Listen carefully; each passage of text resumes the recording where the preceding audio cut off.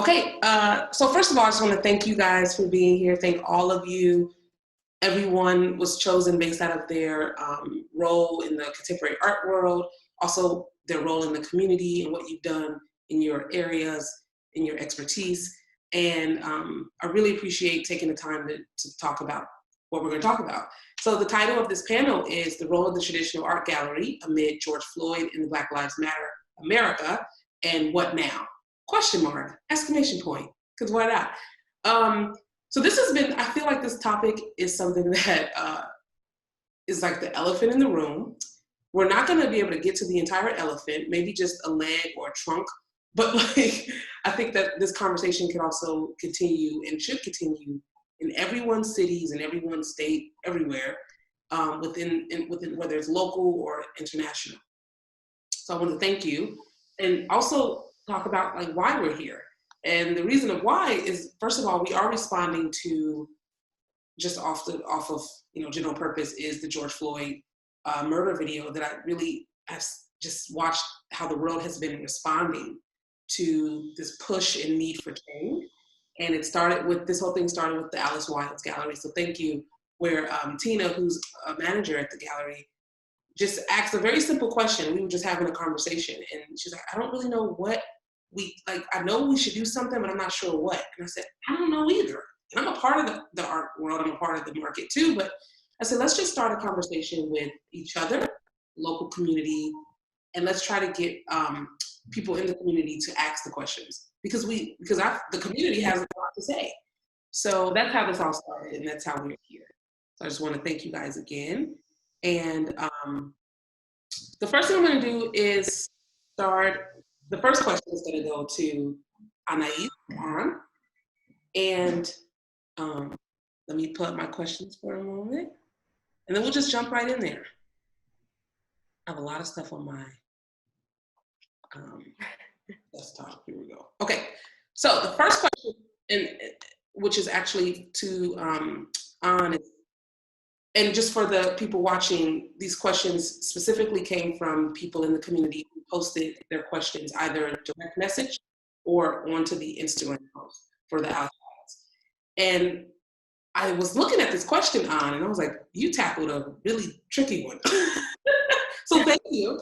And this is, and the other way we're going to do this, anyone can answer, jump in once on is done. So question is, as a cultural institution, or a person who works at a cultural institution, what will you do to uplift Black and Brown voices, and how will you commit to do your part to dismantle the systems of white supremacy that non-Black institutions profit off of? That's a tricky one. It's a big one. So I just wrote out my answer. I don't know if other folks are doing that or if they're just answering off the cuff, but I totally did the same thing. Okay, great. So before answering this question, it seems important to clarify what systems of white supremacy non-Black institutions profit off of and what a non-Black institution is. All arts institutions profit from art capital, physical artworks, relationships with artists, art programming, art resources, or knowledge. The way white supremacy shows up is in terms of legitimization. Which artworks will be shown or collected, which artworks will be funded or promoted, whose analysis of artistic trends will be trusted. These kinds of white supremacy show up at both Black and non-Black institutions.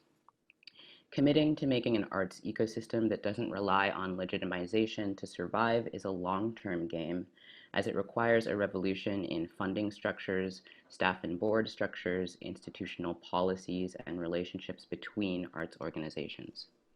It would mean a non-hierarchical art world, a true network rather than a ladder to be climbed. This sounds abstract, but there are concrete ways that all arts orgs can decenter the idea of legitimization in their work. 1. Commit to only working with funders who understand your vision for racial justice. This might mean a cut in funding. Be prepared to reimagine the work you do accordingly. 2. Reorganize your arts organization so that leadership is spread throughout, not centered at the top. This means putting staff in the position to make decisions for the organization as a whole and having a board with some staff members on it. 3, needless to say, a staff that doesn't reflect the diversity of the world you're hoping to build isn't acceptable. 4, build your commitments to non-hierarchical organizing and racial justice into your strategic planning to ensure the longevity of your actions. Factor in ongoing and long-term forms of incentive. And lastly, commit to working closely with other organizations doing similar work and share resources. I currently work at 2 arts organizations with racial justice missions. One, Recess, is based in Brooklyn, and all of our full-time staff are people of color except our executive director. The other, the Center for Afrofuturist Studies, an artist residency program for Black artists, which is run and founded by me, but my other 2 teammates are white. It's unclear to me in both cases whether the organization is a Black institution or not, and honestly, in the case of our work, it doesn't much matter to me.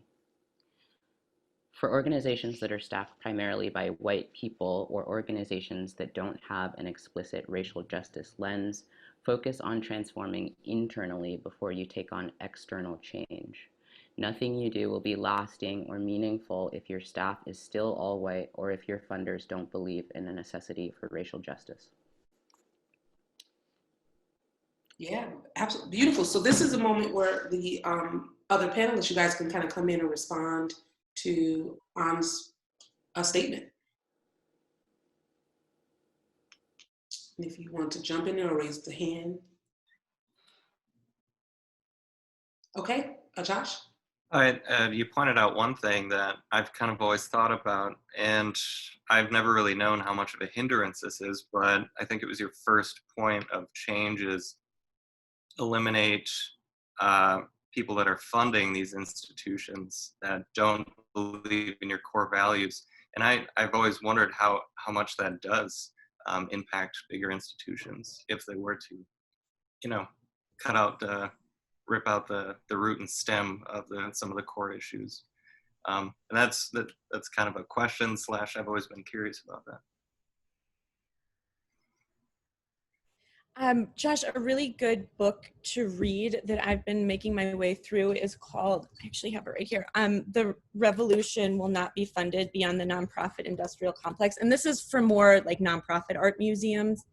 But I think it just completely transformed the way that I was thinking about how traditional funding works within nonprofit institutions. And I think it's a really good resource. Thank you.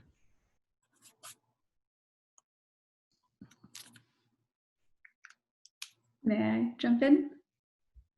I think you brought up a really good point too about, the entire structure of the museum world, the gallery world, was created to tell these narratives, essentially of white supremacy, but the entire function of how museums and galleries work is that they have these really strong narratives, and I think your point of kind of you need to restructure how the actual business model works is really important if the messages that you're sharing want to, collaborate with what you're actually doing. Yeah. And Lucy, I'm sorry, I was trying to say that. I forgot I was on mute. Yeah. Actually, I will wait to respond because I think my question's coming up soon. And I think it's going to kind of speak to this conversation right now. Awesome. I have something. Like speaking about gallery staffs or museum staffs, I feel like the art world feels so difficult to penetrate. And, I think one of the things I've seen is, unpaid internships, and not everyone can take an unpaid internship. So they can't even get your foot in the door. So already you're eliminating so many people who simply can't do that. And I think the gallery and the museum world needs to get rid of that because it doesn't work for so many people, and that shouldn't, you look at job applications, it's like, oh, you have to have 2 years of intern experience and 10 years of gallery experience. Well, how are people supposed to do that if they're unable to take these unpaid internships? It makes it incredibly difficult to do so. So it's just an issue that I've been seeing, and I have such a problem with it. Wow. Michelle? Yeah, I have a couple things, and these observations are specific to collecting institutions, but in legacy institutions as well, but other not-for-profits. And just a couple observations, and actually some positions, a position on my behalf. The first is I believe institutions need to build knowledge and not rely on data. I sit on the board of many institutions, and it's always data that's thrown at us, and that's a problem. The other thing that I find absolutely disingenuous is that we have to pay admission at a gate. So when we have institutions really thinking about how they're going to reach out to communities, this is a shift that's going on. I can speak specifically to the Milwaukee Art Museum. We just went through a strategic plan. And, I just find it really problematic. It's socially and economically discriminating. And when we're trying to bring in, and this is a quote from the Milwaukee Art Museum's commitment in their community strategic plan, presenting a broad variety of art and feature underrepresented artists across history, including women and people of color. Everybody has to have access to that. And admission at a gate prevents that access. Yeah. We actually have time for one more comment from the group. Yeah, one of the things that I wanted to respond to was your use of the word legitimacy and the role of museum institution to legitimize an artist's career. And I feel like that's such an important thing to hone in on, especially since there are a lot of fine artists who appropriate from, say, street art, craft art, from ancient artworks, and that they appropriate from these art forms that are often not seen as legitimate in the fine art, high art world until somebody else uses it in their work as fine art.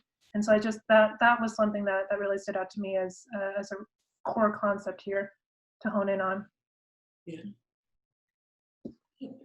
Yeah, thank you guys. We're gonna go to question 2, which is to Lucy. And all right, so this is one of the questions that came directly into my direct message from Tanika Word, who is a artist living in Milwaukee, but she also started something on an organization on Instagram called Black Women of Print. And so the question is, how does an organization or institution with a history of inequity shift its historical narrative to serve communities that they're unfamiliar with? Yeah, and that's a good question and a hard question, and I only have a couple minutes, so I'll try to tackle it. Maybe I should have written something down, but I kind of wanted to speak off the cuff. But I think going back to the earlier discussion about the role of capital in this conversation, and that the fact that this conversation seems to be the elephant in the room that a lot of people don't want to talk about. I've noticed that over the course of the past couple weeks that a lot of these cultural institutions and art galleries have been participating and giving lip service to equity and diversity, and that Black square has come to sort of represent probably the full extent to which most of these institutions and galleries will go. I definitely agree that for there to be a sort of sustained change in these spaces, there's going to have to be a radical restructuring of how these systems work and operate and who makes up these systems. I actually recently read this article by, her name is Olivia Anani. The title of this article, you can find it on theartnewspaper.com. Can the art market be an ally in the fight for racial equality? and there was a particular line in the article where she says, "Can the market ever be an ally?" And I think I might be changing up the words just a little, but that really packed a punch in terms of, can we ever rely on capitalism to affect the changes that we want? And obviously you can't really think of a whole host of equities and not think about how they all intersect with capitalism. And, you know, I'm a full proponent of, you know, as someone who's worked in the art scene, that, you know, there is a place for these art galleries in particular. I don't know if the person asking the question is particularly interested in art galleries, but that's kind of where I'm kind of angling. But I think I see, you know, I think through history, art history particularly, we've seen how galleries have served as these spaces that grant visibility to a lot of artists who might not have had that visibility otherwise, right? So capital and money can kind of provide the backing, right, to artists who need money to work, literally, right? But at the same time, there are the power dynamics of the patron and artist that are embedded in these spaces, right? And it's the spaces, the people who have the capital backing to then say, well, your artwork, we like this artwork, we think it can sell, so therefore we're going to support you. And that's always going to have some problems in terms of which artists get that support and how they get that support. I think the art gallery operates on a lot of sort of, you know, there's a lot of mystification around who gets to be part of this world and who doesn't, and is it about talent or is it about something else, or is it a mixture of the two?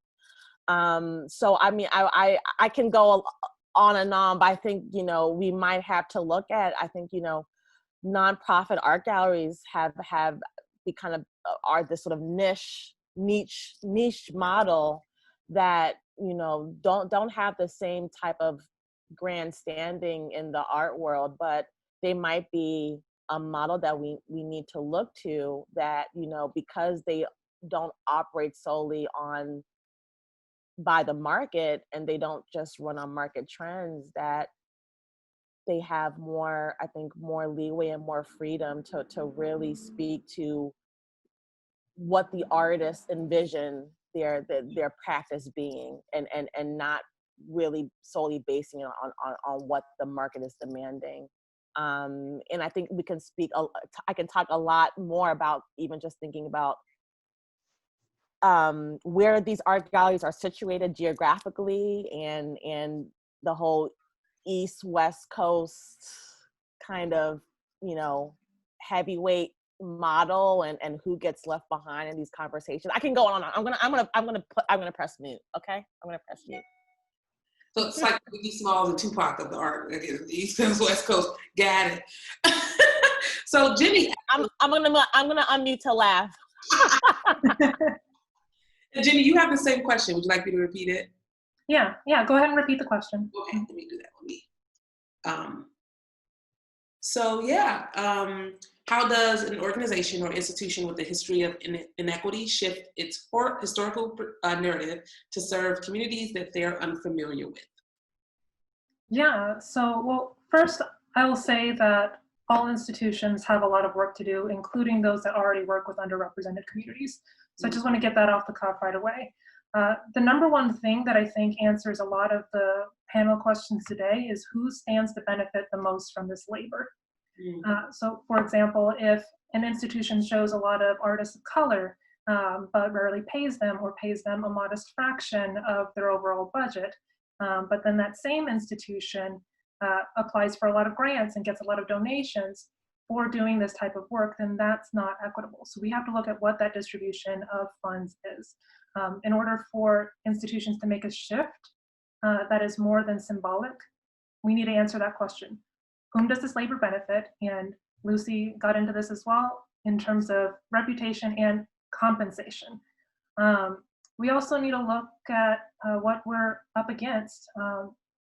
One of the things that I don't think we dig into quite enough is just what the relationship between the arts is with nonprofits. The arts are very deeply intertwined with nonprofit institutions, and nonprofits were built on a puritanistic notion of charity. White men colonized and ravaged other nations, and white women founded charities to help impoverished people whose lives were destroyed by their husbands' wars. And so that's the foundation of the nonprofit structure in society that today exists as a tax break for commerce and for the wealthy. And so knowing that, we need to think about how we can use the existing structures that we have to close social gaps. And that, like, the foundation of this is flawed. The foundation of the nonprofit institution is flawed. We're not going to change that overnight, but perhaps the greatest function of the nonprofit can be the closing of social gaps. And so, we look at both short-term and long-term ways that we can do that. In the short term, we can move away from honorariums towards compensation. The amount that people are willing to pay for something changes when they stop talking about it as an award or as a prize and start talking about it as fair compensation and wages. We can build in show fees for every artist that gets an exhibit. Especially at the local and regional level, most galleries don't compensate artists for exhibiting. And especially this is where the nonprofit has a leg up. Nonprofit institutions can fundraise specifically to compensate artists for exhibiting. We can hire diversity consultants. We can hire diverse contractors as the design agencies and the photographers that galleries work with. I've seen it a number of times where a gallery will work with an artist of color, but then everybody who's designing all the promotion is still white. We can pay our interns. I'll put another plug out there for that one. In the long term, we need to hire people of color into salaried roles, into decision-making and leadership roles. You need to have diverse boards that are majority people of color, not just 1 or 2 people of color and say a board of 10. We need to diversify the people the people of color that we work with. So if we're constantly working with the same go-to people of color that everyone else is working with, that's not actually diversity, that's tokenism. And for nonprofits specifically, nonprofits can model how artists should be treated in the industry. And I think this relates to what like Lucy is saying as far as like the market and our relationship with capital. Businesses and other organizations look to nonprofits to know what's fair. And so again, if we can focus on the role of the nonprofit as its job being to close social gaps, then others can look to that example. And I'll say it one more time, in everything we do, we need to answer the question, whom does this labor benefit? Yeah, thank you. And I'm gonna say hashtag show me the board. That's the new thing. There's time for the panelists to open up and just respond either to the question or to Lucy or Jenny. I had a thought, which was, having worked at in public programming departments at like major art museums. I think one place where that question, whom does this labor benefit, gets lost is in like the lack of data and what sometimes feels like a willful like desire to not gather the data that would be necessary to answer that question, right? Like, so who's coming to the programs, who's visiting, what's the average income, and where are the people who we might want to reach, or, why aren't we reaching them? Like, all of that requires tons of data that I think, then we get into like, it's too expensive, or we don't have the time, or we don't have the person on staff who could gather that data. And so that's, I think, where that gets lost, and then the question doesn't get answered, and people can feel like maybe they're reaching people that they aren't actually. Yeah. Yeah, does anyone else want to jump in? I wanna, oops, see, I didn't follow the rules, sorry. I'm gonna mute myself. You're so fine. Okay.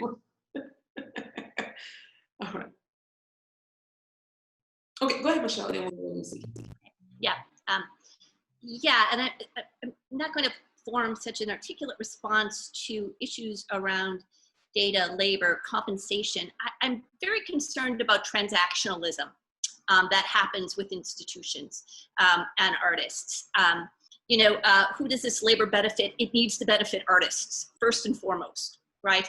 And what does that benefit look like? I'm not always sure that it needs to be transactional payment at the end, that kind of recognition. It may be freedom. It may be a way of providing an artist with an opportunity, a place, a space, a location in which one can further their own interests, their own artistic interests. And that may be more important often than a kind of honorarium, a paycheck, a kind of transactionalism that happens. I talked to Kerry James Marshall quite a bit about transactionalism, particularly with his mural at the Garfield Park Library that the city of Chicago decided to leverage because his work now is many, many millions of dollars. And they commissioned him in 1987 for $10,000. And the city, rose to that kind of occasion. He's never going to make a public mural again because of what happens in this kind of transactionalism. So this is a concern I have amongst this. I don't, it's just a balance, I think, to some of the very insightful, comments that everybody else is making.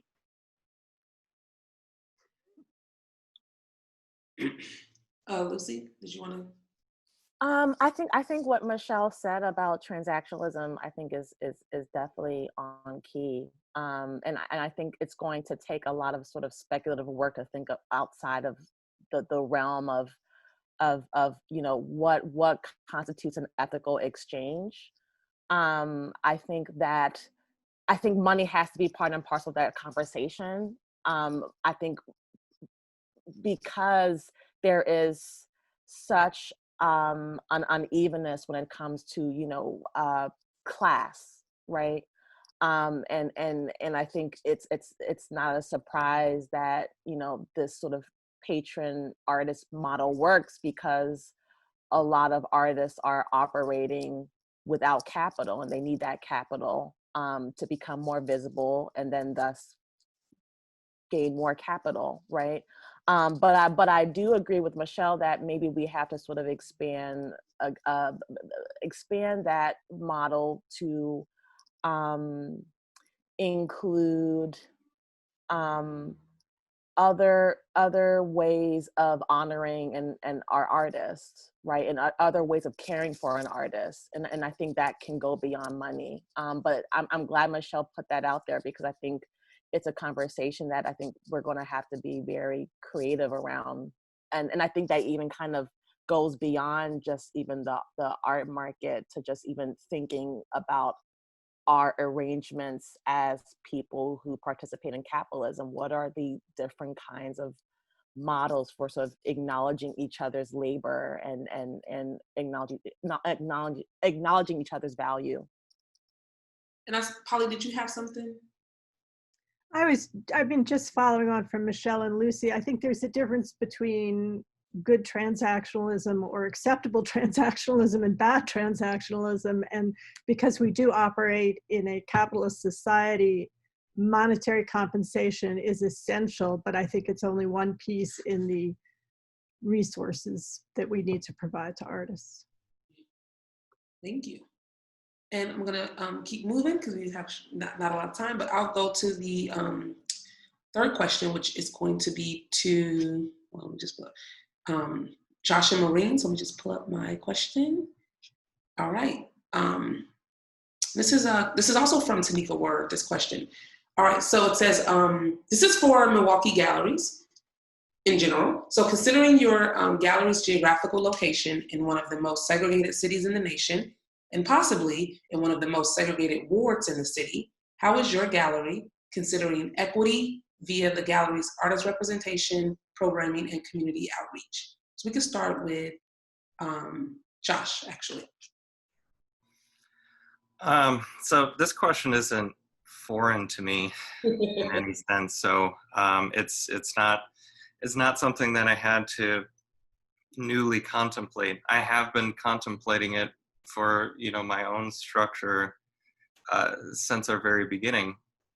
But I can't help but unpack it by understanding why galleries end up where they end up in the first place.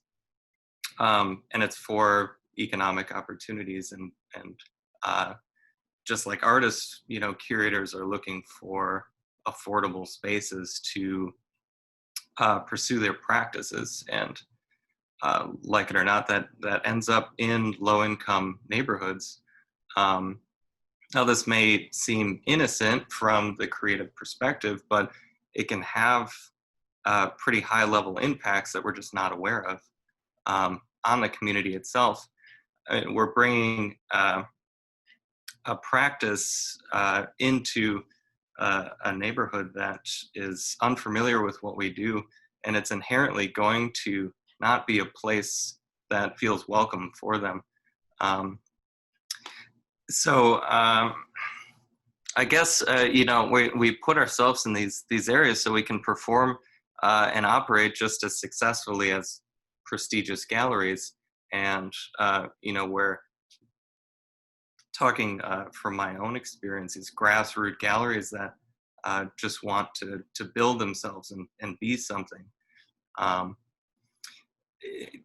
It's part of a puzzle that I don't think most young people understand when they're building their spaces.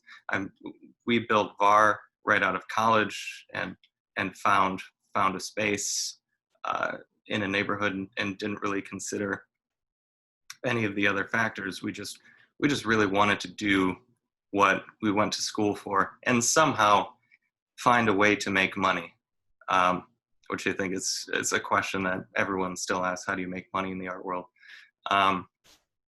And I think there needs to be a checking process to inhibit some of these things that take place.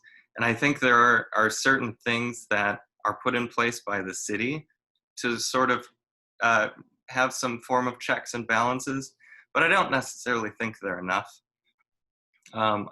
Again, speaking to my own experiences, there's a very blanket, you send out a letter to all your neighbors to let them know what you're opening. But that is only if you have a liquor license. You don't have to do that if you're just a gallery, which I find is interesting. They want you to tell your neighbors if you're selling alcohol, but if it's out of that picture, your neighbors aren't informed, which I think is interesting. And it can easily be something that can be changed on that level of things within the city. And our alderman in Walker's Point specifically is an amazing human. Jose Perez, he gave me amazing advice when I jumped in. He said, go around to every door around your immediate neighborhood within a few blocks and introduce yourself and talk about what you do, and have them accept you. Don't just place your business in this neighborhood. And it was the most beautiful advice I've ever gotten. And it didn't occur to me that I had to do that. I was just following the checks and balances that the city gave me.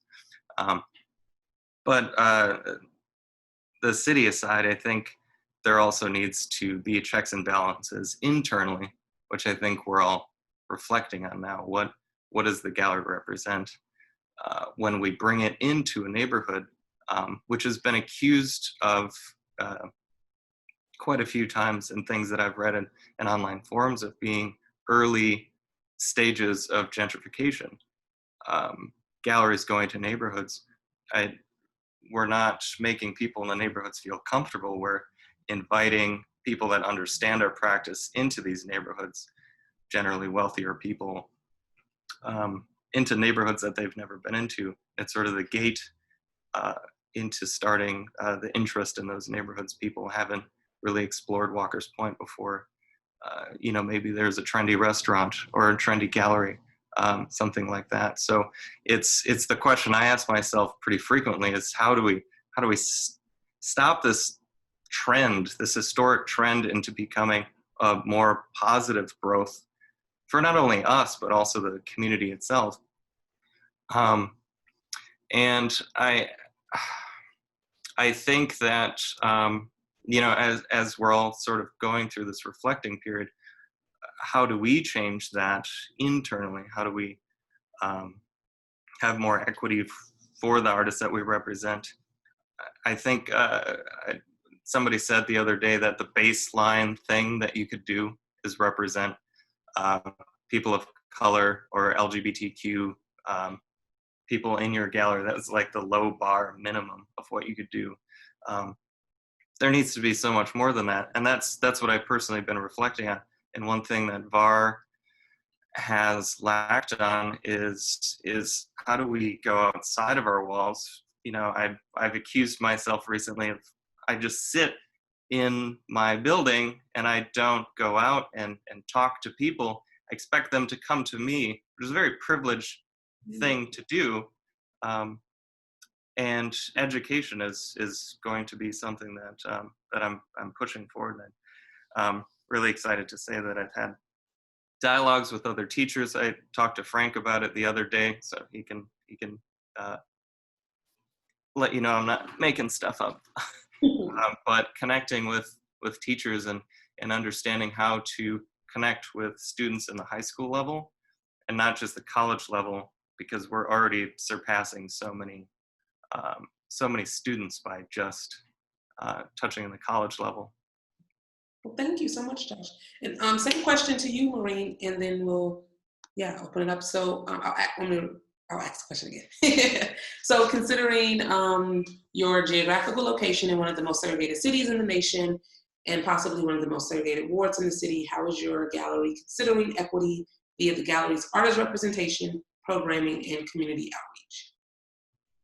Right. So with that question, I, like many people in the art world, I have multiple roles, multiple positions in the art world. So I'm going to answer this partially in my role as a curator and partially in my role as a director of an art program. And for my curatorial role that I'm talking about specifically, I was a curator at an art hotel. And the art hotel is located in downtown Milwaukee. And when I took on the role of curator there, I consciously was working to create a diverse collection, diverse in where the artists were in their career, so both emerging and established, racially diverse, thinking about gender as well, sexuality, but also one of the things I became very aware of during my curatorial process there was that the building that housed this collection, a hotel, it was a learning experience to me about the racial inequity within the hospitality industry in general. So that was something I was really struggling with as a curator of, I have control over this art collection and I can show representation within that art collection, but if this the structure of this collection or the structure of the organization that's housing the collection is one where it is mostly minorities working within the hotel structure at lower paid jobs, whereas the hotel guests are primarily white and affluent coming in to look at this collection. So it was something I spent a lot of time thinking about of who is my audience with this collection? Is it the hotel guests that we are serving, or is it the people who work within this structure and are seeing these works on a daily basis? So I spent a lot of time thinking about not only how I was going to educate the hotel guests about the art collection, but how I would educate the hotel staff about the collection as well. And I think perhaps one of my most enjoyable experiences working within the hotel collection was that I was able to really connect with a lot of the hotel staff who had no art education experience whatsoever, but the moment I was able to help them understand that works in the collection were representing them, or there were moments where there was a real connection with this art collection and a sense of ownership from the hotel staff that I wasn't really expecting. And that's certainly an area that I want to keep exploring, that when the people working within an institution see themselves represented in a positive light, that's an area I want to keep exploring more.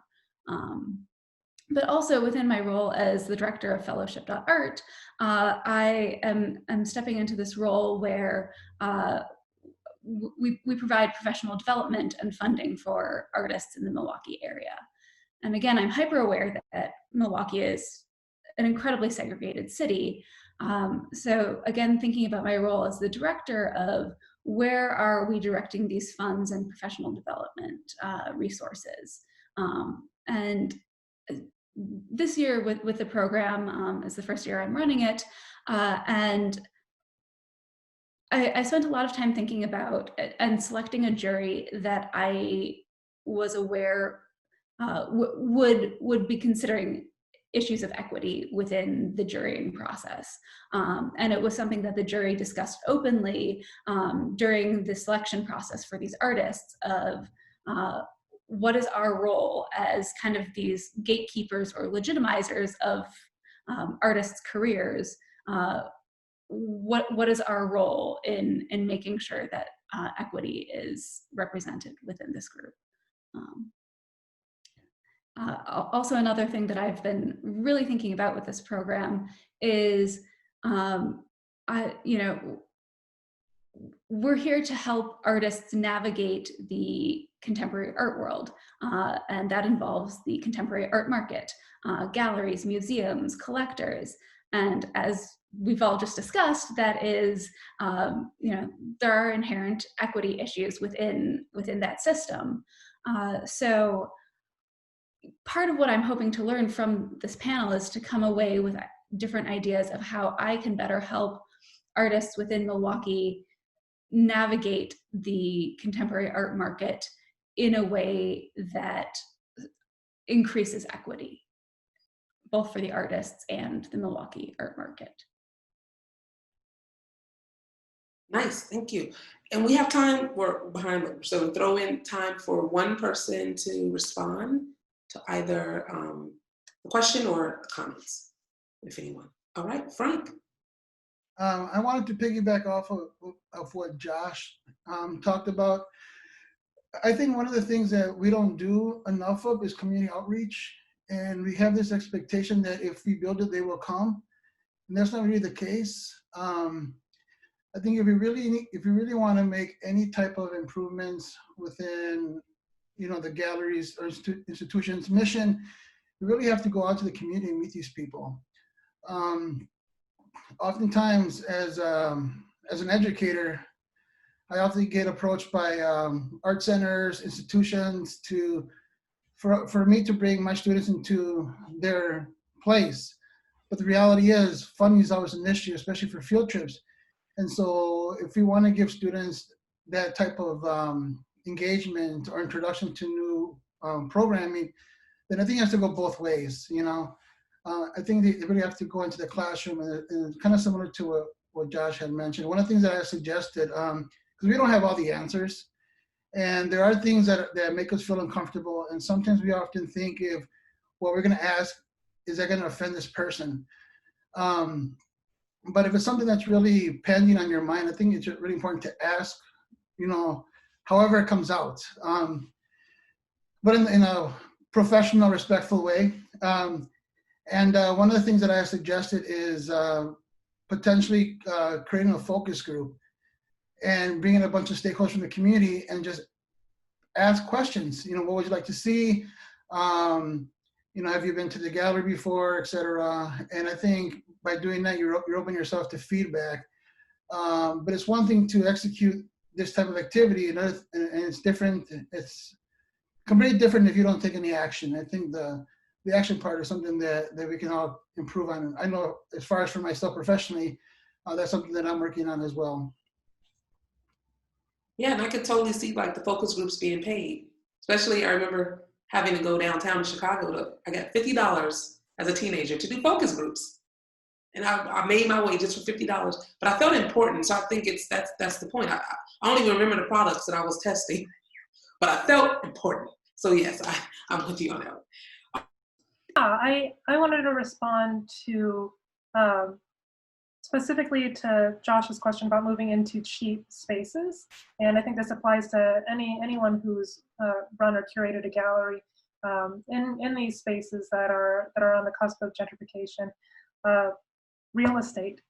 We don't talk enough about how to regulate the real estate industry, and this is just something that I just want to like put this bug in like everybody's ear. If we could somehow get every industry to get angry enough to realize that literally every industry is subsidizing the real estate industry, we might actually see a revolution. That's art galleries. Like art galleries are moving into affordable spaces to try and do the work that they're trying to do.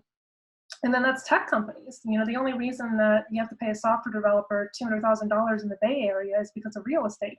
Sure, their coffee might be a little more expensive, but the thing that's really more expensive is their rent. And so if we can somehow tackle that problem, then I feel like that will have a domino effect on a lot of these other questions that we have as far as like the problem of us entering into these spaces and then gentrification following where these galleries go. Like, can you control the cost of rent and real estate? Can you regulate the real estate industry? That's a question I'd really love to explore. Yeah, thank you. No, so I'm gonna jot down. So I believe we're gonna be asking this question to Polly and to Leah. And this is also Tanika Word's question. She had 3 questions, she had a lot, but what does invested in equity within the visual arts on a local level look like for you, Polly? Just actually. Well, I don't believe in personal experience, frankly. I think we live in a capitalist society, and the particular deformations of American capitalism have everything to do with racism. So I think this is not really a personal conversation. I operate in several areas of practice that are adjacent to the art world. I run a nonprofit.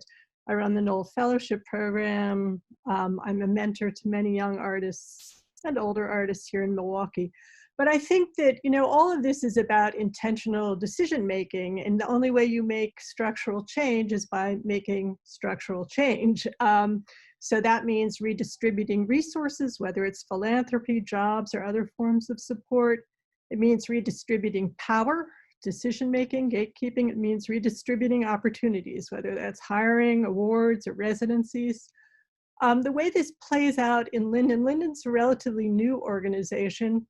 We opened in 2010 with a mission about turning it into a laboratory for artists and educators and students and members of the community. And by 2015, we decided to gather our work with artists of color into an initiative called Call and Response.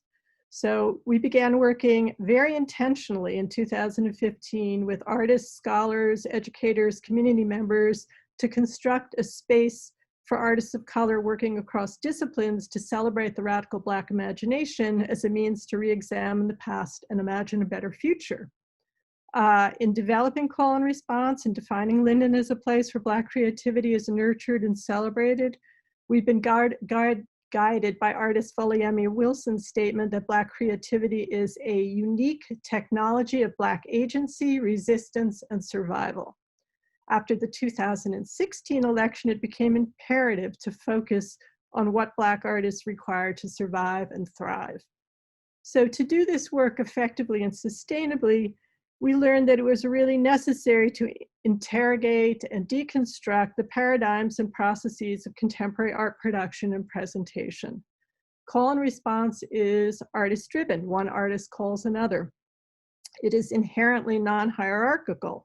It provides space, resources, including money, and time, often over the course of many, many years. We have artists who've been working with us since 2015 on this project, to Black artists to ruminate, to collaborate, to experiment, to envision legacy, which I think is an incredibly important thing for artists of color, and to make work if the moment is right.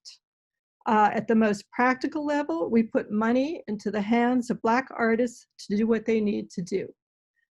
Taking the long view, as we have, allows us to invest in building relationships, formal and informal, that provide that solid base from which we can amplify the voices of artists, organizers, and activists. In terms of personal practice, I keep my door open. I move as much as I can in the local world, though not at all right now during the COVID time. And I listen a lot. I've always believed that if there's one thing that nonprofits can do in a capitalist society, they can redistribute wealth. I personally hate raising money, but every time I write a grant, I feel that I am engaging in the good work of redistributing wealth. I'll talk really briefly about the Knoll program, which I began in 2003, because it's an interesting microcosm of what goes on in the art world. From the beginning, it was an extremely intentional program. From the beginning, those who've watched this program from the beginning, the juries have always been diverse, intentionally. They've always been majority women, intentionally. But that is not to say that you can expect diverse juries to choose diverse artists. And for many, many years, you know, the results of this blind jurying process was that they would choose white male artists predominantly. And it wasn't until, I would say, the last 5, maybe 6 years that people began to shift the way they looked at the art they were seeing here in Milwaukee, and to begin to consider artists who they never would have considered. And I don't blame jurors. Jurors are trained in particular ways. They have shared ideas about what represents good contemporary art. And I think those have shifted radically in the past several years, you know. And the result has been a much more diverse group of fellows over the, you know, since that shift started occurring. We are extremely explicit about equity with the Knoll Fellowship. We are constantly, from day one, we've been trying to level the playing field. We're probably one of the few fellowship programs in the country that still allows people to apply on paper, for instance, not on computers. We do workshops in communities rather than in just downtown locations. And we engage in, just like at Linden, in an enormous amount of relationship building to support this program.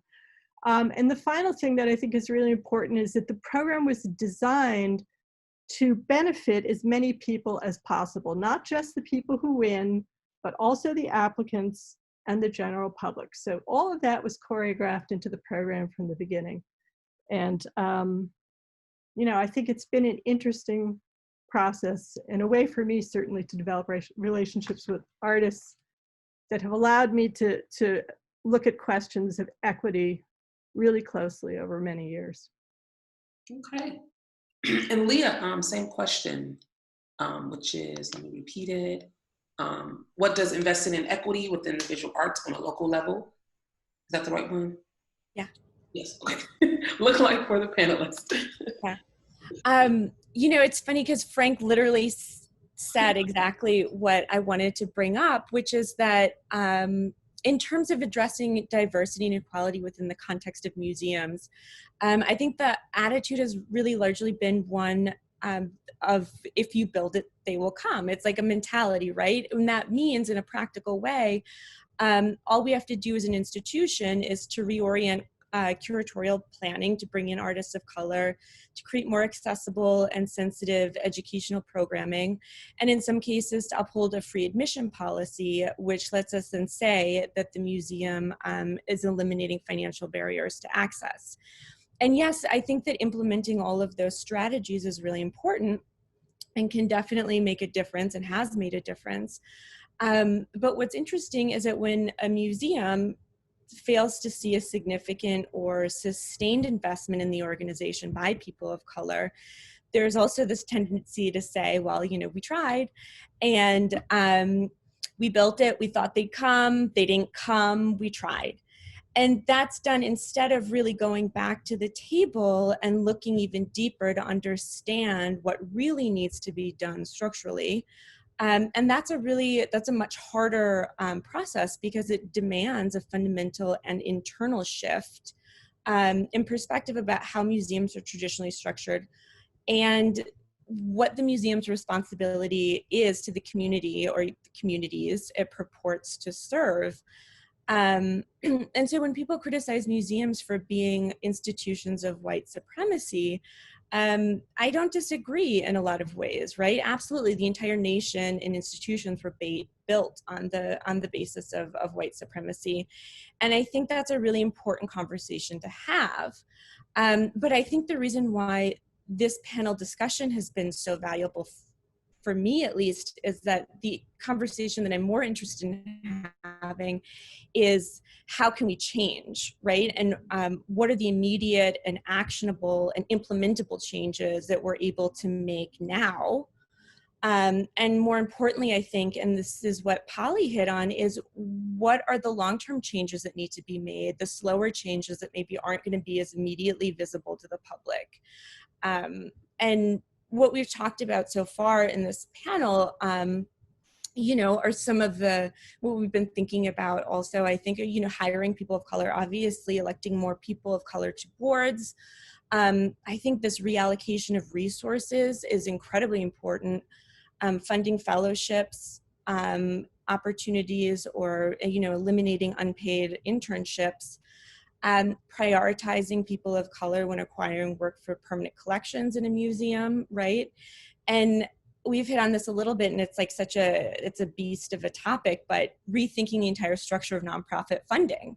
And I brought up that book, which I think has been really interesting, The Revolution Will Not Be Funded, that the book that I've been reading. And but from a purely kind of curatorial standpoint, what I've been thinking a lot about and researching is how to really shift towards a more fluid curatorial practice. And we've talked in this panel about the gatekeeping, right? And the legitimizing, and how do we, from a curatorial role, how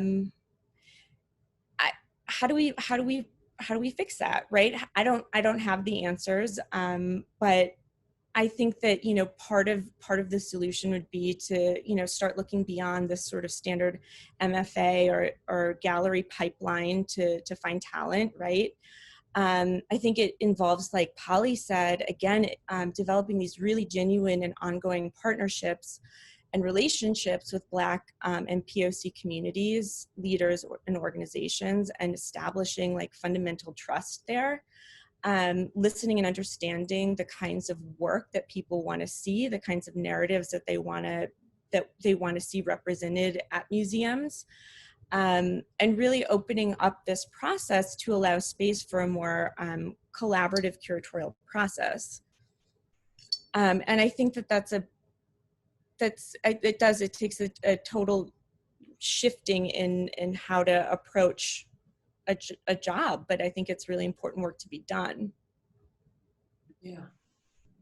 Awesome. So we actually have time for the group to respond. We don't, but we do. And then Anna will leave us early. So anybody who wants to, respond to that question. I want to respond. I'm really interested. As soon as I get off of this discussion, I definitely want to find that book that Leah was recommending. The Revolution Will Not Be Funded. The Revolution will not be funded. I think they should also include The Revolution Will Not Be Programmed Away. I think I've just noticed the fatigue that I've been feeling. I think a lot of people have been feeling, where cultural institutions, museums, art galleries, nonprofits depend on programming to fix these structural issues. And I really admire what Polly said about, you know, her referring to sort of relationship building that takes years, right? It's not, you're not going to fix these problems with a black square, and you're definitely not going to fix these problems with, you know, trying to bring in as many Black and brown bodies into your space as you can. And I think there has to be this conversation. I think this is not the this could be a whole other forum about, you know, the politics of representation and how much weight we put on sort of making these very cosmetic changes, and assuming that that's going to sort of fix these sort of long-standing issues. I've been following religiously the show The Boardroom on Instagram, because, you know, you go through these profiles of these organizations, and there is not one diverse face, and or the people they hire to sort of fill these diversity quotas end up in human resources or community engagement. And I think that there's going to have to be a radical shift. People are going to, it's not only that people are going to have to be brought on, but people are going to have to say, I'm going to let my position go. And I don't think people are ready to have that conversation. I'm not quite sure if that is a pipe dream or, you know, but there's going to have to be a conversation. There isn't going to be a world where programming is going to solve all of our issues. They're going to have to be there's going to have to be change that goes all the way up, and people are going to have to sort of wrestle with sort of even long-standing ideas of meritocracy and who deserves what role, and I'm interested in people in spaces that are trying to have that conversation. I'll leave it at that. I don't really have a solution to that, but I mean, I've been thinking about, for example, you know, what if we had boards that were actually made up of, you know, the communities that these institutions claim to serve, right? Why does it have to be based on how much money you have in your pocketbook, right? Is there any way to have maybe a community member in residence at these spaces that actually get paid, right? And in that case, there isn't that sort of, there's a more sort of permeable, a permeable sort of line between the institution and the community that can, you know, operate in a more sort of transparent way. But I'm trying to think about what models are out there. And I know that programming has been talked about, and diversifying collections to have constituents be represented and see themselves in these collections. But the revolution will also not be collections away, right? It goes beyond, you know, the sort of, it goes beyond this, I think, is what I'm trying to say. And I'm going to mute myself. Michelle, you had your hand raised. Yeah, just quickly, and just following up on what Lucy's saying, and I'm really liking how you're thinking, Lucy. There's also a really great piece in the Baffler called "The Revolution Will Not Be Curated" by Thomas Frank, and that's worth taking a read. But scale comes to mind when we're thinking about institutions, whether it's scale of programming, the amount of programming institutions are taking on, or whether it's scale just in terms of thinking about the bureaucracy of an institution.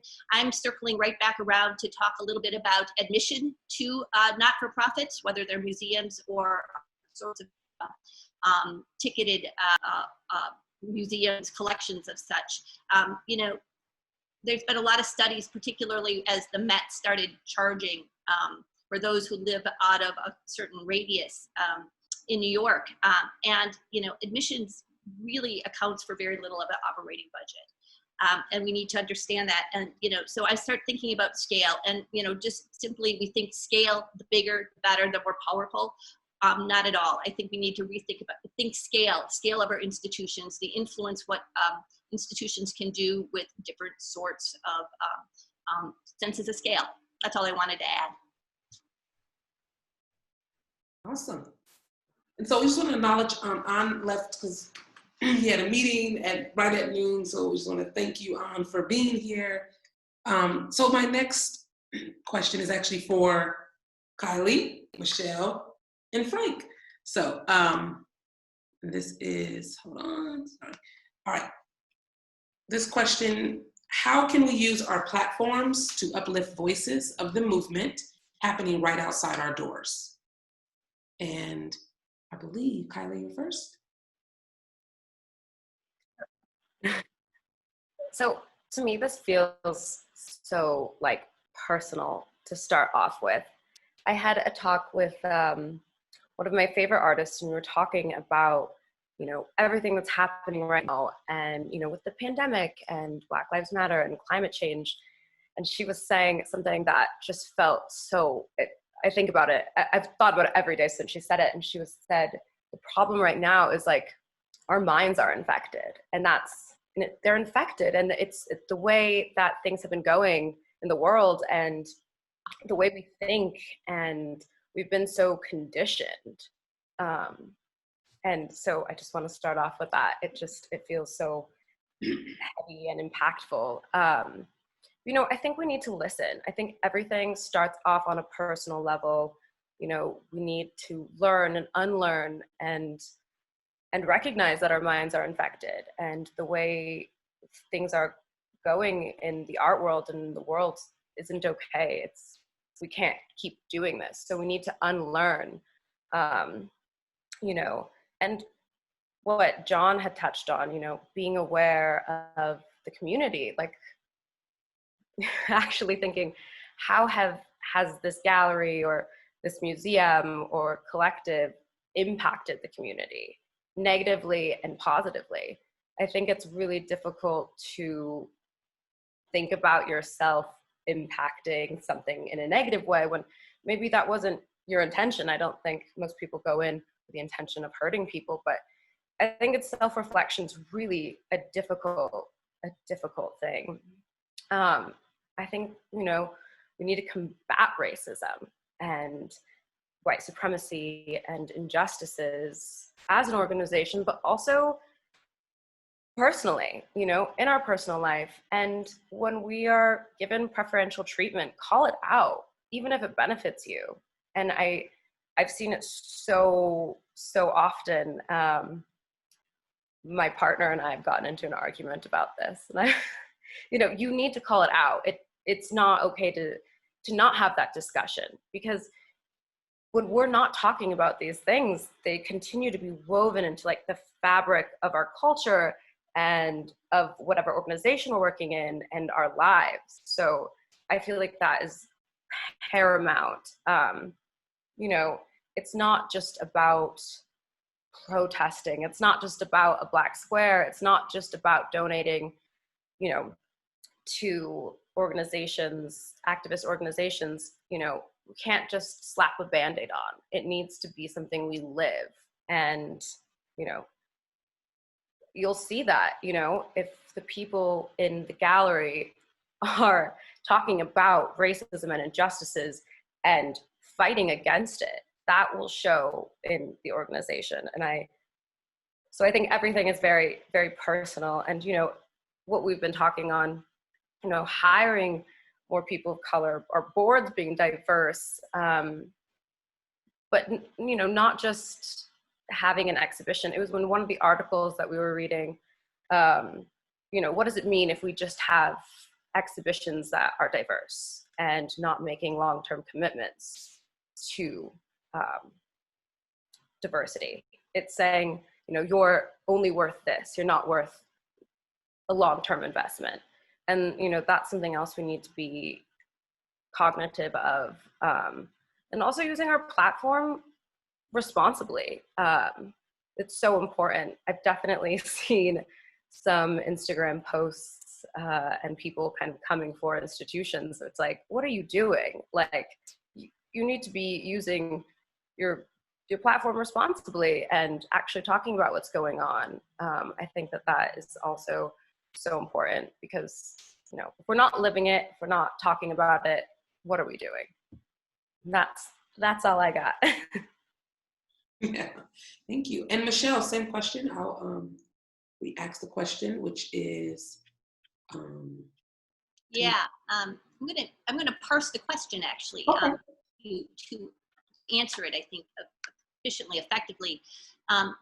So how can we use our platforms to uplift the voices of the movement right outside our door. So, you know, first of all, when I think about voices, you know, voices to me mean artists, period. It always has. For the past 20 years, it's artists, first and foremost. And then also, I just want to talk about what's outside your doors. When we talk about the local, you can't have the local, you can't have locality without regionality and without worldliness. So that's really important to me, to see how those things thread together and to be conscious of them all the time. So that's just how that's how I understand that question.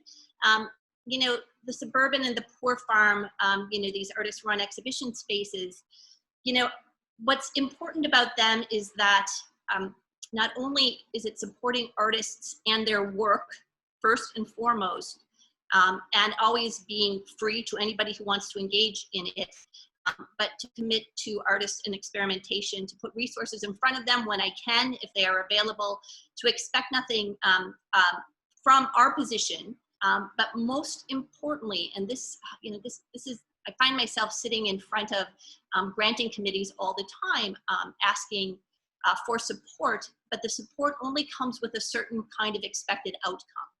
And that outcome, when it is up to me and Brad to run the suburban and the poor farm, we have no outcomes except for that the artist wishes, right? And those are various, they've always been various in the last 20 years.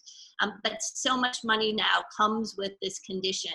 And, you know, that's really a problem. Again, in this past month, when I was on the other, on another Zoom conversation with Thyestor Gates and I were talking about not only outcomes, but how time is played. We will give you this amount of money and this outcome will happen with this time frame. What if we pull that time frame back?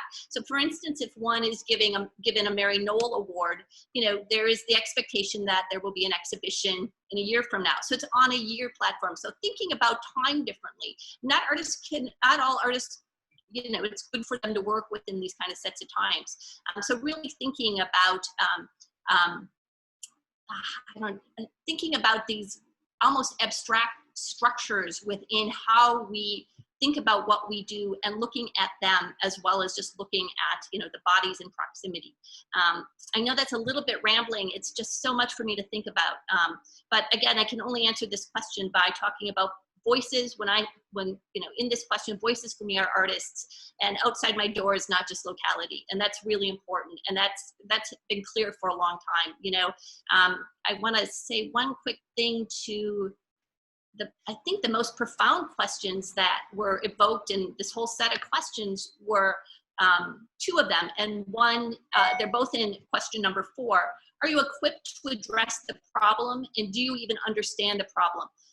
They are the most profound questions that can be asked. And, you know, I can kind of answer them, and it's not a disclaimer, it's actually a philosophy. And I have to say, absolutely not. I'm not equipped to address the problem. I am one person, one body, one subjectivity. Do I understand the problem? Absolutely not. I'm learning, you know, how I understand white privilege and systematic racism.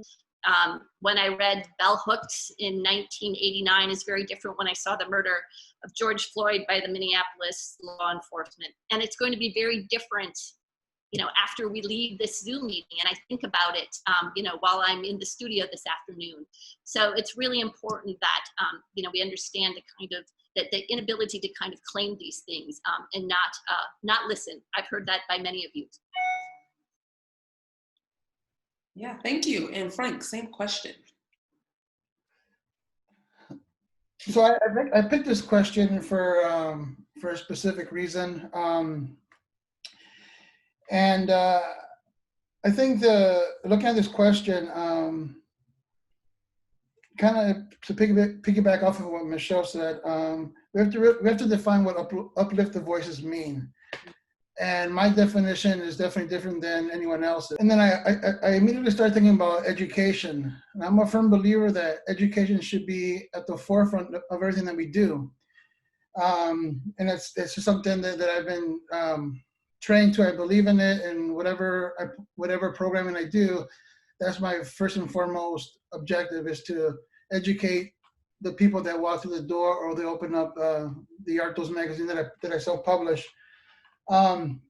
And so some thoughts that I've been really thinking about, and this may seem kind of like going in a circle because a lot of the discussion kind of hits upon some of the stuff that I want to talk about.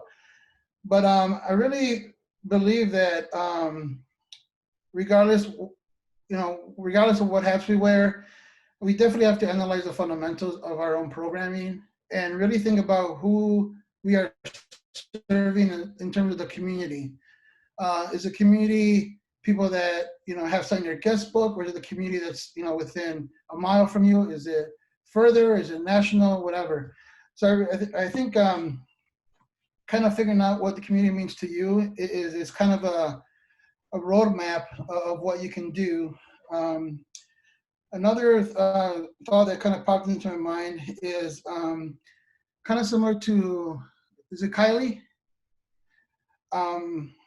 Yeah. I definitely do think in order for any change to happen, we have to take it personal as humans. And when we take things personal, take things personal, it really makes you think differently, and not just professionally.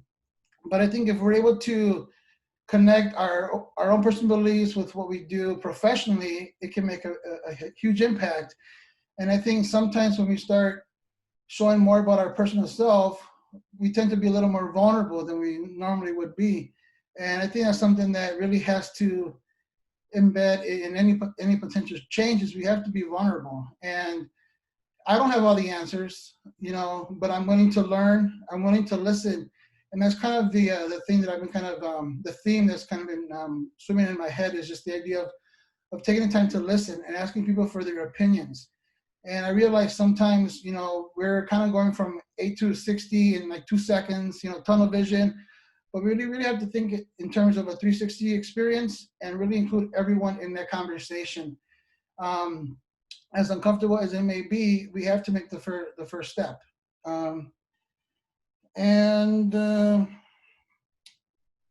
last thing that I want to say is just taking the time, to make those changes, whether it's within your own staff or the artists that you represent, but be open to suggestions. And the nice thing about what we do is we can adapt to these changes, but knowing that it's something that isn't going to happen like tomorrow. Change has to be slow steps. Think of it more as a long-term goal. And I think if you include more people in that goal, then there's a good chance that it can be a success and everyone, benefits from it. And that's why I'm kind of also a firm believer of community outreach. We really have to go out there and really engage people in conversation, beyond just the email or the social media posts. We really have to make the time and meet these people face to face. Like just one of the things that I had mentioned earlier this week is when we run our own spaces, we're in our spaces. Kind of what Josh had mentioned earlier. It's important for us to be visible, and by attend other institutions, other galleries, their events. And I think being present is definitely another step of doing that. So. Yeah, thank you. And actually, so we're behind on time, but that's okay, because I appreciate you guys staying for a little longer. I don't want to cut anyone off because you guys are saying such amazing, powerful statements. So we have time for you, one person to just kind of respond. I'd have to back what, I think Kyla was talking about. What Frank kind of touched on was a huge struggle for me in the beginning when in regards to how to support the movement. Just like us behind all of our walls, our social media platforms are no different. They're very insular. I'm trying to say the right word. And the people that follow us are the same people that come into our galleries. So what's the point in, putting a black box on our Instagram post or making a heartfelt message when the only people that are going to see it are the same people that see our exhibitions? And that's why I think in the beginning, when, you know, people were saying, why are you being so quiet? I didn't, you know, personally didn't think that would be effective in any realm, like putting that message out there. But one thing that dawned on me a little later on is that, you know, galleries for the most part are pretty quiet in general. We push the messages and the imagery of our artists, but we ourselves are pretty much in the background, just pulling the levers and the switches. So it also kind of bothered me once it was pointed out that, you know, we shouldn't be using artists as objects to push our agendas. We should be, for maybe the first time ever, having voices of our own as a gallery entity and communicating our support without an artist statement, without an image of struggle. So I just wanted to add to that. All right, I'm muting. Anybody want to respond to that? I think that was a lot, actually. Yeah. I think, Josh, I was thinking about that. That there was a struggle. I remember just watching it. Everybody was like, everybody's doing stuff wrong. I'm like, everybody's just commenting on everybody doing things wrong. But I know I like seeing solidarity. So I get it if you feel like you're preaching to the choir. For me, it was great. For every institution I've ever worked with, I was literally going around trolling everybody's Instagram saying, say something. Because I needed you to prove that you were anti-racist. I didn't need you to just be like, I'm not racist, what's the problem? So for me personally, I was like, I need you to say something. And I helped people write statements. That's how much it meant to me. And it's funny because when people posted stuff, everybody went in and said, it's about time. So nobody got in trouble for saying I care about Black lives. It's quite the opposite. So I appreciate the thought and consideration that you went through and just like, oh, okay. But no one was wrong. I think that was the issue. Everybody kept making it seem like everybody was doing something wrong. I'm like, hey, we are all like thinking together. This is good. Let's not shame each other in who's doing it quick enough and Blackout Tuesday. And so yes, I love the contemplation that everybody had to take. Yeah, it became really obvious right away, you know, like, oh, we just put something out. But yeah, you know, the work that we represent can be abstract, but our thoughts and what we believe in should not be. We put that out. Okay, thank you. And this question goes to John Rippinoff. It is, so the question is, a question about collective action. What are the strategies for artists to unite around collective actions, boycotts, etc., when the dominant art world is so much about competition, the individual, and behaving a certain way to be palatable to galleries and patrons? To me, that was a tough question. I was like, okay, John got this one. Well,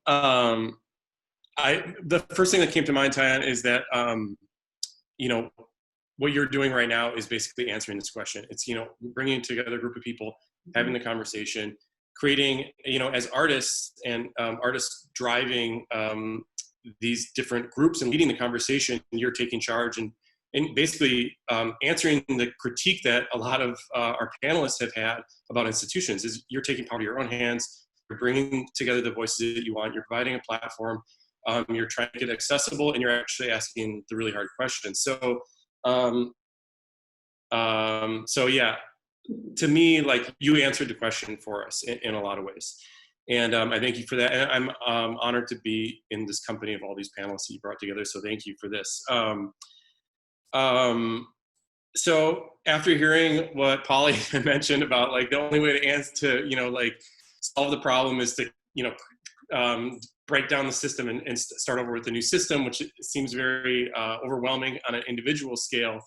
That said, others have also mentioned and I think talked about early on, like, creating these different ecosystems, and that, like, what can we do on an individual scale? So I thought about things in terms of so promoting dialogue, so whether that is like this or on an individual scale, and and I think Michelle talked about scale having conversations, correcting people in our worlds. I've had conversations with people who are on boards and trying to tell them they are racist and acknowledge that the whole system that we're operating in is racist, and a lot of people are still struggling with this. We have a somewhat progressive group of people talking right now, but overall, we all know people in our lives, and we do business with people in our lives, and we have professional and personal relationships where we can do a lot of, we can have a big impact just by correcting people and speaking up. Another thing is, on an artist level, we can solve problems like at a very small scale. I saw people at protests who transformed their bicycle into a garbage and recycling pickup unit. And they were, you know, from artists, I think oftentimes we don't always realize that how good problem solvers we are compared to like other roles in society. And I think that like, even on a very small scale, solving little problems in our world, I think can actually be a huge contribution. And obviously this idea of equity and who's paying for that, we're volunteering, and we're trying to fix our society without really getting appreciation necessarily financially or otherwise. I think that's a major problem. But I do think that as a way of like giving to society without having to like donate or do these other things, like just with our problem solving is a huge way. From another standpoint, that I think small galleries and even big institutions and artists themselves can help kind of work with the movement is, you know, where we buy our supplies from, where we support. So like at the gallery, we stopped buying from Uline years ago because we found out they were supporting Trump, you know, so like it might be a little bit cheaper or convenient to support different or buy different supplies or source different materials from places. But if we want to think about like the big system that we're operating in, we're going to have to make some, you know, work a little harder and make sacrifices so that we can align. And I think it's the same thing that many people have touched on the larger scale of an institutions, you know, like, you know, where are they getting their money from and where is the money going? If we can try to be a leader on a small scale, we can have bigger, we can kind of ask the other institutions to be more accountable. And as we kind of gain more power through our careers, that can be part of our lifestyle and our practice. And it won't be something that we're having to correct later. It can be something that we're used to, and it's just part of how we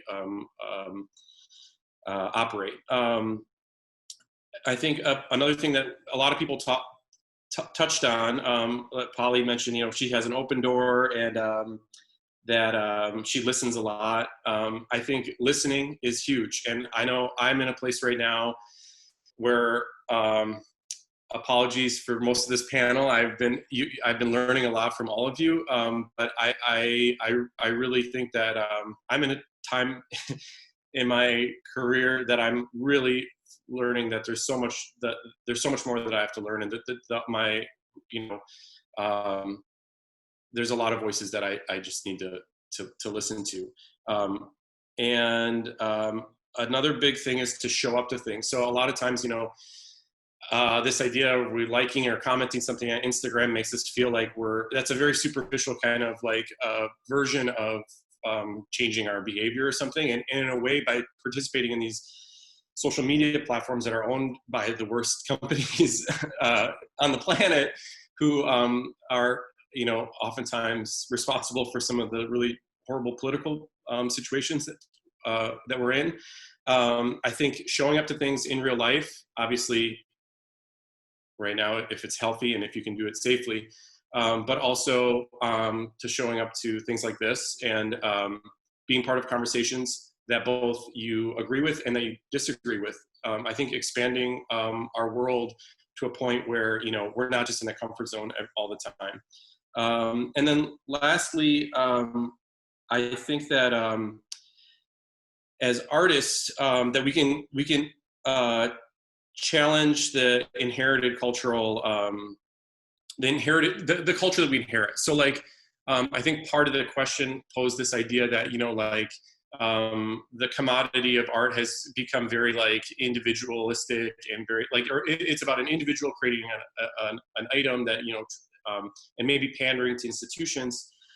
I think I'm interested in more like pluralizing authorship, and as an artist, we can change the forms that we work in, and we can look to other forms, older forms that kind of operated maybe before capitalism really became what did I say, it's a sickness or something that we're infected in our minds. Like, can we look at forms like food and different family structures, and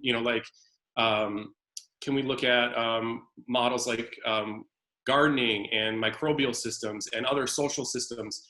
Can we use those as forms for our artwork and create structures? I think, as An said, and how do we change an environment? And I think that, like, for me, the decentralization of cultural authorship that's happened with how art has kind of left, it's not only in New York right now, where it had kind of been for a big chunk of the last century in American cultural production,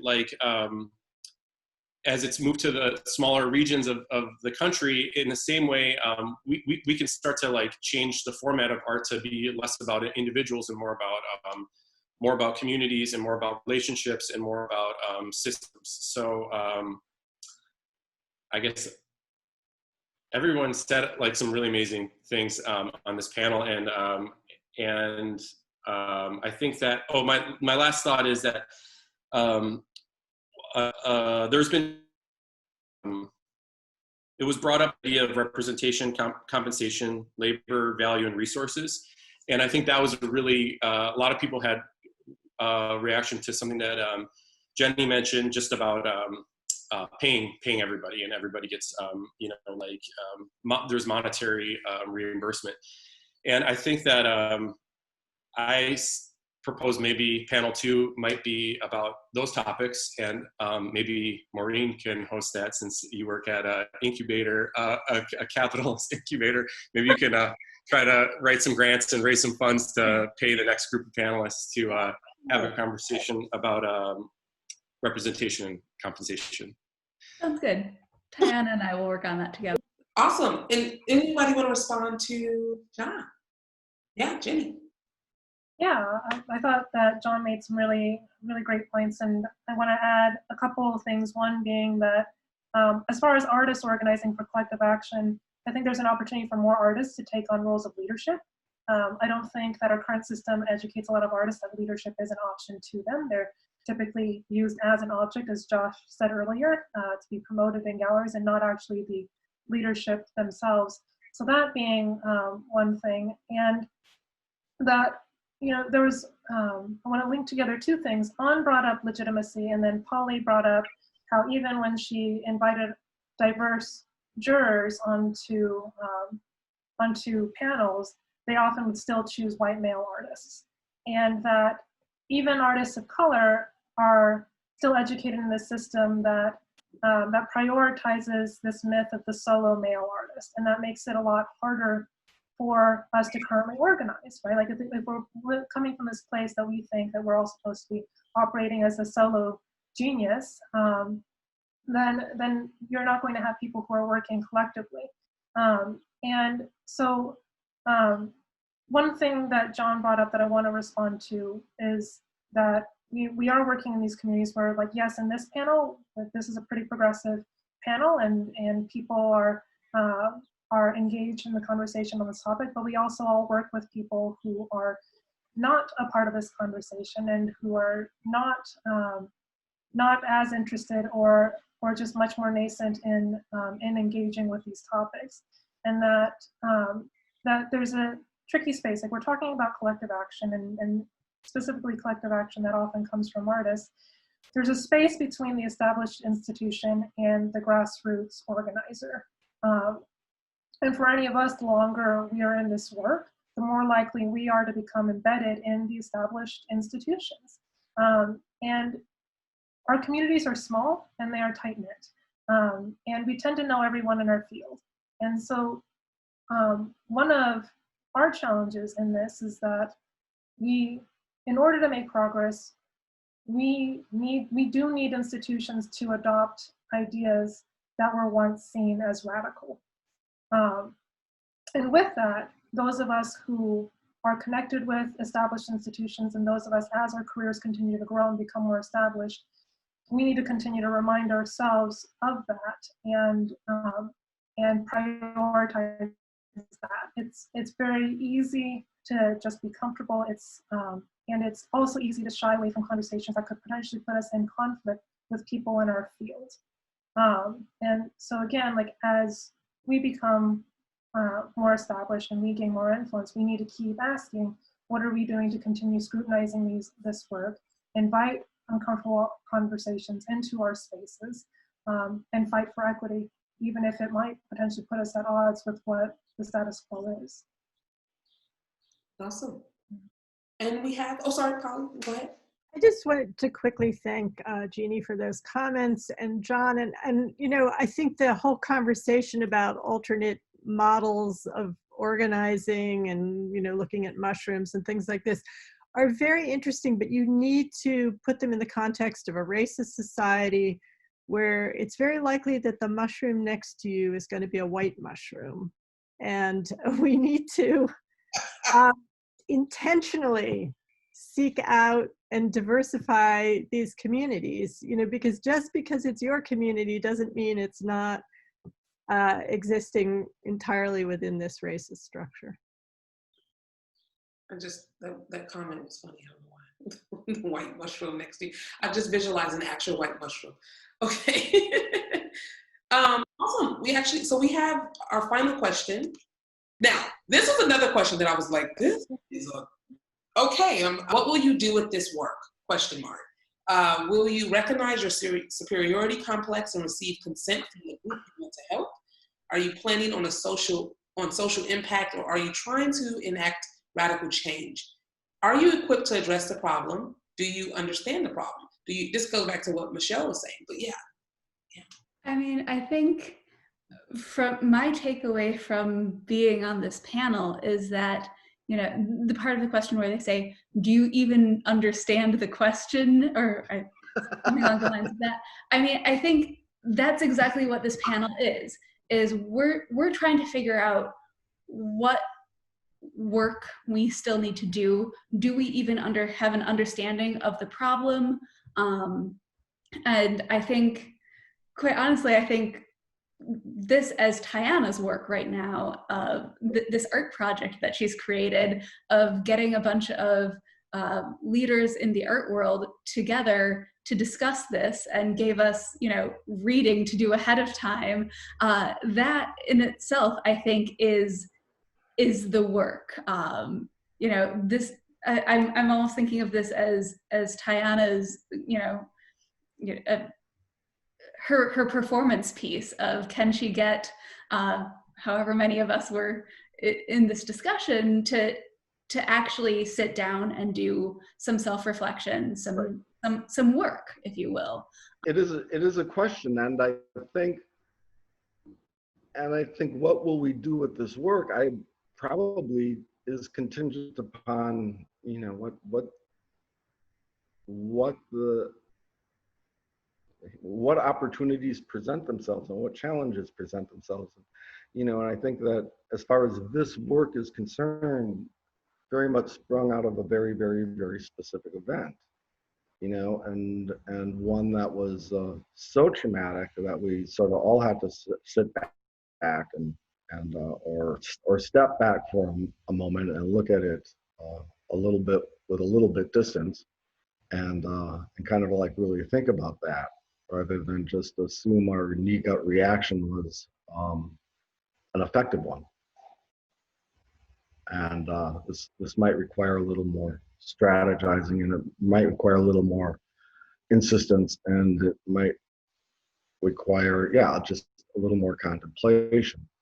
Well, and I just want to say, and I think I appreciate us talking and trying to have the answer as well, and it's okay that we don't. And I, like you said that in the beginning, like, I don't know, and like that is also, this was an educational moment too for all of us, because I don't have answers directly, but I think just trying to tackle such challenging questions. That's why I'm very appreciative to all of you, and I thank you so much for allowing this to go over, but don't want to stop something that's beautiful. on that note, we're wrapping up, and I just want to end with two statements, one from Deb Brimmer, and then the other from Simone de Sousa, and then last statements from you guys. So I'm just gonna read. So Simone de Sousa is a Brazilian artist and curator, and she's the owner and director of Simone de Sousa Gallery and Edition in Detroit. It started in 2008. And her statement, I just took this part because I thought it was very poignant. She says, as a person of color, I identify as Latinx. I do recognize that being Black in America is not the same as being in any other race in America. Black people are most severely impacted by systemic racial injustices, and it is imperative that we do not let this moment pass without taking real action towards ending systematic racism, a social dysfunction that is ultimately impairing society's ability to achieve its full potential. So how does a gallery, large or small, play a part in changing this complex scenario? I believe it all starts with our own deep reflection that can lead to the creation of action items that we can put into place in our own realities. Simple questions such as, is our program or our programming inclusive enough? Are we engaging staff of color? And I'm gonna add, how are we engaging staff of color? And are we making sure that we are actively reaching out into the community to engage with new artists and practices rather than relying on talent that comes only through established institutions that we know are presenting a section of the population, or only presenting just a tiny fraction of a population? Are we holding our partners, art schools, institutions, museums accountable to their commitment to equality as well? And of course, as an ongoing practice, individuality as a professional community, as we interact with artists, different audiences, and collectors, we must embody zero tolerance for behaviors and language that perpetuate discrimination and violence against the Black community. So that was Simone de Sousa. And then I'm gonna read Deb's.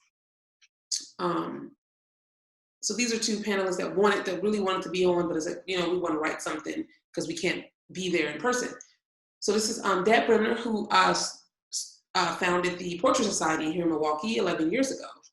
She says, we all have blind spots, whether we know it or not. Facts. Our challenge now is to ask more questions and try to keep in sight a world that could be equitable, diverse, spirited, and alive. This time period is an urgent one. We can't go back to business as usual as a society. It will be deadening and perhaps deadly. So what now, as the panel, as we ask the panel? One thing I am contemplating newly is how to get out of the way. We all need to be allies, but artists of color need to tell their own stories, not through a lens of whiteness. If we own galleries and run institutions, we are used to being in charge.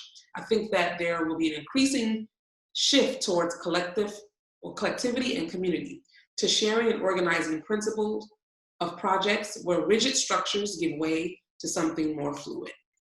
I thought those both were just really poignant statements.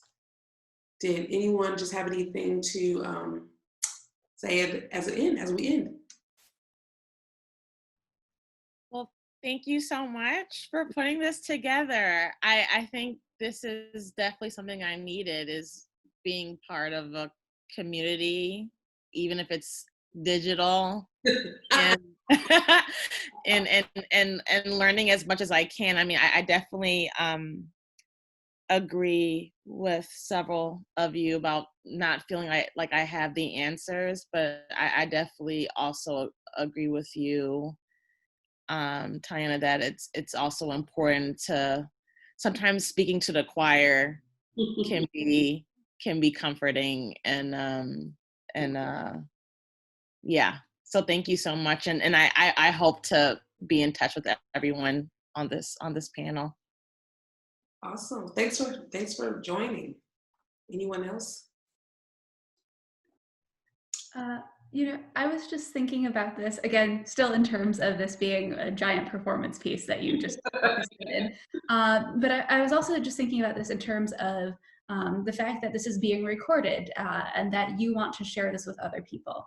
And I think part of that is really great, and that it's taking this conversation beyond this small group of kind of like-minded individuals, But also, I like that it's kind of, you are providing almost this snapshot of this moment in time where we as leaders in the arts community are grappling with this issue, and I like that, you know, none of us are leaving feeling like, oh, I know exactly what I'm going to do and how I can implement all of this change. But I think so often, beyond the art world even, we don't really see the thought process going into what's creating these new systems. We just kind of see, here's the finished product, or here's the model of the art world that we're going for. And so often people aren't brought into these conversations. So I think it's, first of all, important that you're sharing this conversation with other people. But also this is kind of serving as a record for ourselves to come back to say, you know, I said these thoughts in this panel. Am I living up to them? Am I applying what I said in this panel? So. Yeah, like its own checks and balances. I agree. And no matter how big or small your role is in art world, we all play a part. And I think that's interesting to communicate to students, because they think they're not a part of the art world. They're just a student, like, oh yes, you are. You know, so I'm just once again grateful and so thankful. If anybody else want to have a last statement, I'll tell you my hopes, and I got you, Jenny. My hopes to the viewers when they watch this is that you would start this conversation in your community, and you would hold people accountable, and you can invite people to a panel. And the great thing about virtual is anybody can come. All right, Jenny. Yeah, I wanted to come back a moment to the title of this, focusing on what the role of the traditional gallery is, and that a lot of what's really pivotal in the conversation we had today is that we're talking about what is a white box gallery, intentionally removed from the context of this. But what we're talking about here in terms of needing to change is understanding the context in which our galleries operate. So understanding the role of a gallery when it enters a neighborhood, understanding the relationship between a gallery and the value of real estate when the neighborhood changes, understanding our relationship with funding, understanding our relationship with the community and who believes they have access to these spaces. And that just seems like such a pivotal and important piece of this conversation that we're having, that when we're talking about changing the role of the traditional gallery, it's changing our understanding of it actually existing in a context with a living, breathing ecosystem. Yeah. Okay. Well, thank you, Jen. Thank you guys so much. I'm super impressed that you would stay an extra hour. And so I'm going to stay on all the way to the end, because that's what my Zoom etiquette told me to do. First of all, thank you, John and Tina, so much for just like letting me railroad the whole thing and just getting out the way. So I appreciate it. Thank you guys so much again. Thank you. Yeah. You. Awesome.